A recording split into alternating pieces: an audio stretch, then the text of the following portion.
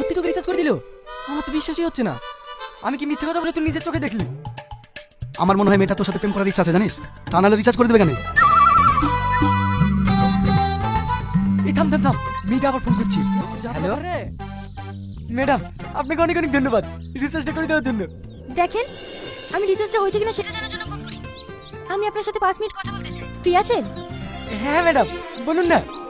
কাল যে আপনি বললেন রিচার্জ করে টাকা নেই, সত্যি কি আপনার কাছে টাকা ছিল না? না ছিল না। কেন? মানে আমি কাজ কাম করিনি, সারাদিনই ঘুরে বেড়াই, টাকা কোথায় পাবো? বেকার ঘুরে বেড়ান কেন? কোনো কাজ করতে পারেন না? ও কাজ টাজ করতে ভালো লাগে না।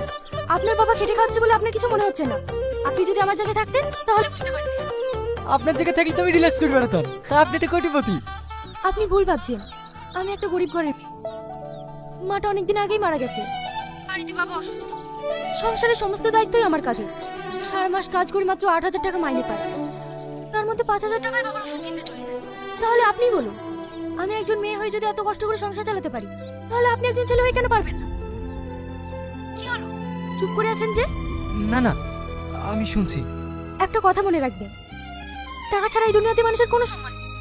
যখন আপনার কাছে টাকা থাকবে তখন সবাই আপনার কাছে থাকবে। তাই টাকা উপার্জন করা শিখুন। রাখলাম।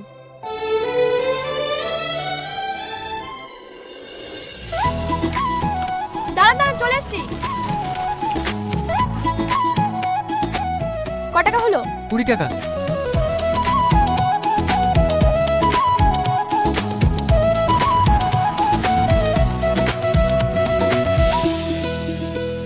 তুই নাকি একবার ফোন করি।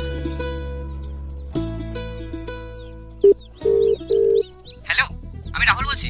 আমি আপনাকে কিভাবে সাহায্য করতে পারি? বলছিলাম ওখানে তুহিনা নামে একটা মেয়ে কাজ করে, ওকে ফোনটা দেন না। দেখুন স্যার, এটা একটা প্রফেশনাল লাইন। এখানে আপনি কারোর সঙ্গে পার্সোনাল ভাবে কথা বলতে পারেন না। আপনার কোনো দরকার থাকলে বলুন, আমি হেল্প করছি। না না ঠিক আছে, রাখছি।